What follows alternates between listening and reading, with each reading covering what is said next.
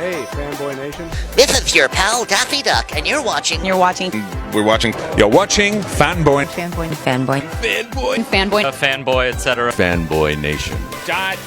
I assume Tom. Arienne Mandi. Wow, perfect name for this. The Lioness coming into Tatami. Congratulations on the film. Thank you so much. Yeah. For people that don't know in Farsi, Arayeen means lion, and in this spelling with the N-E would be the feminine lioness. So congratulations. They gave you the right name. It's actually pronounced Arienne. Arienne, I'm sorry. Well, no worries. It is a Persian movie, so let's I'm gonna. I love it. Let's highlight the Persian. Listen, congratulations on the film. Judo, wrestling, and mixed martial arts are three of the hardest combat sports to capture on film. So when you do something like this and you're trying to get the perfect throw while still making it look like active competition, that has to be some of the hardest physical scenes for you. Day in and day out for us. Bless Guy, Zar, and our DP Todd. I mean, it was truly a challenge, like every day on the spot. We pre-choreographed a lot of these fight scenes. And as we brought it in front of the camera, it was just like, no, it's not reading. We have to change it. The angle needs to change. We need to fly this way, that way. So it was a lot of figuring things out on the spot. And luckily we had a great team to do it. Well, the physicality is beautiful. The story itself is incredible. I know it's loosely based on real life events that actually happened in the World Championships in Judo, because something similar happened in the men's competition where the Iranian government was forcing one of their male competitors not to compete against an Israeli. Mm-hmm. Yes, correct. I mean, many situations, many athletes have been in this massive predicament where their entire career is on the line because of the government. It's an interesting situation. A lot of people can't go back to Iran. And in speaking with older relatives that escaped just prior to the revolution or after, it's this weird, opining for what was and crying for what is. Mm-hmm. Yeah. When you get to do a film like this, where you get to speak in Farsi, and then there's the English component as well, and then the athletic aspect of the judo, and yes, it's a political film, but it's also a sports film.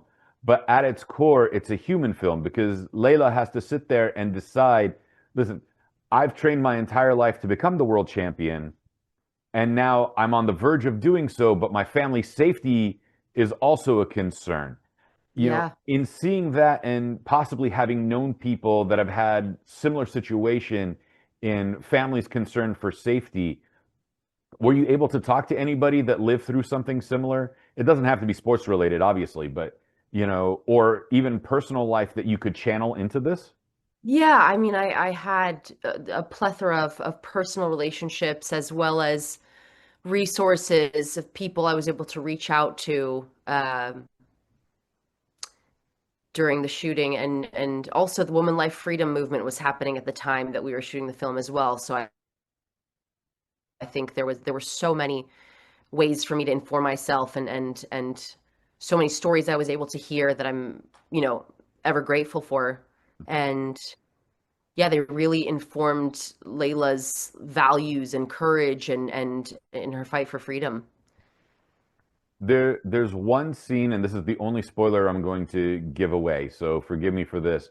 But when Leila confronts Maryam and about her situation and how Maryam became the head coach of the Iranian team and calling her a coward before it, that was a very powerful moment, because even Zar and her, she's a refugee having left Iran to go to France, and Leila does the same at some point, so that's semi-autobiographical for her. That duty and safety versus glory is something that's so powerful and something that you have to live with as an individual. Is there a moment for you as a performer where you sit there and there's like, yes, this role would be great for my career, but personally I couldn't do something like this because it goes against my own, say, moral standing. Are you asking I'm Leila ask, or I'm asking me? asking you because Leila had to go through that, and so did Mariam. Oh, I mean, I very much went through exactly that when taking on this film. When I got the script, it held so much weight in, you know, understanding that film is forever, right? And this will reach audiences everywhere, hopefully. That's the goal. And there was a small part of me that was concerned for, the implications of politically and for my family and for, any relatives of mine. I had the thought of, is this safe? Is this a safe career choice? Is this, a story that I want to be telling? Obviously it is, but I was definitely a bit concerned. And I was assured by Guy and Zar that we would be telling the story in the safest way possible. And it was such an important story that needed to come to light, especially for a female athlete. Um, so yeah, it was very much a situation of Leila where I almost pulled out of the film before I like reached the final stages. I said to my team, I said, look, I don't know if this is exactly the direction I want to be going. And then through a few conversations with the guy, I quickly changed my mind and decided it was very much something I wanted to share with the world and a story that I wanted to tell. So, but it was daunting for sure. Yeah. And the choice of the film to be completely done in black and white just gives it this extra layer of intensity. Yes, absolutely. I mean, you feel the world that these people are in, a bit stripped of color, a bit somber, kind of, tight, black and white, exactly like, uh, day in and day out, the way they live their lives. And yeah, that was very much Guy's intention when we were shooting the film, and also having it be confined the way it was very intentional as well. And yeah, that is the life, that is the struggle that these people go through, where it's sort of one way or no way. Yeah. This film was completed 2 years ago, and now it's finally getting its theatrical release, which I'm absolutely thrilled for, having been a judo practitioner, my father being from Iran, and finally explaining that tatami is a type of mat that is used in judo and in jiu-jitsu competition. So Yeah. this is also a world that I'm also a part of. But also being Christian, I have a slightly different perspective on this because I'm still on the outside looking in because I'm not Muslim. So there's a different world as well for me because I Mm-hmm. understand the strain on also being a minority within a minority. And Mm-hmm. so it just makes it that much more powerful of a film for me. I mean, that's the beauty of a film like this, is there's so many thoughts and reactions and feelings that'll come from so many different parts of the world and types of people, religions, ethnicities. Like that is the beauty of a film like this. So I'm glad it reached you in that way. And for you, as having been a part of it, now that you're 2 years removed from production and completion, you've kind of become an audience member in the amount of time that's separated. What's it like for you going back and revisiting Tatami? Oh my gosh. I think I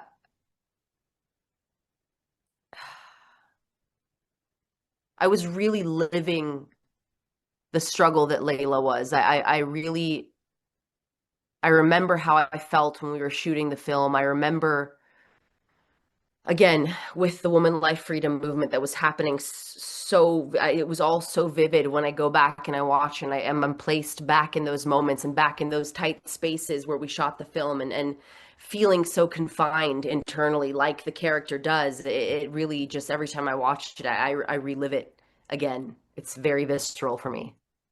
The I can understand that aspect. And there's one moment, and again, slight spoiler, um, because when the hijab is finally taken off by both Leila and Maryam, Yeah.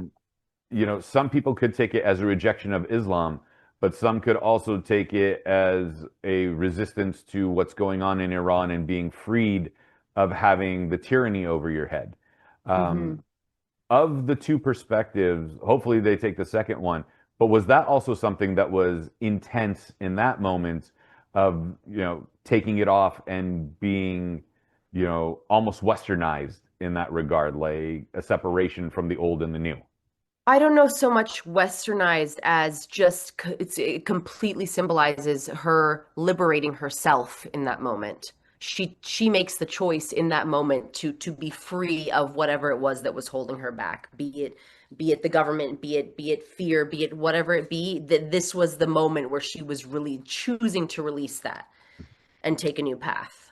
Um, yeah, so the hijab was very much symbolic of that. The removal of the hijab was like, I choose to not be a victim to this. I choose to stand above it. We've been pretty intense in the conversation so far, but we do have to ask, how's your judo?